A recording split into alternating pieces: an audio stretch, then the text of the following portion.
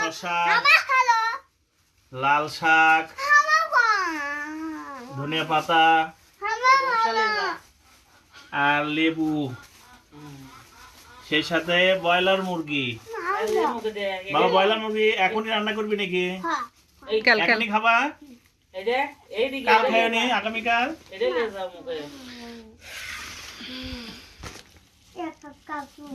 কি মাছ ওইগুলা? ট্যাংরা মাছ। ট্যাংরা মাছ, গলসা ট্যাংরা, ওইগুলো গলসা ট্যাংরা। লাল শাকটা কেমন লাগছে? টাটকা মনে হচ্ছে, তাই না? সেই সাথে দেখো শশাগুলো টাটকা, অল্প বয়সের শশা এগুলো। আর লেবু, আজকে লেবুর রস খুব বেশি হবে, তাই না? লেবুর রসগুলো বেশি হবে, লেবু রস একটু বেশি হবে। আর মুরগি, বাবার মুরগি, মুরগি বাইর করছে, মুরগি।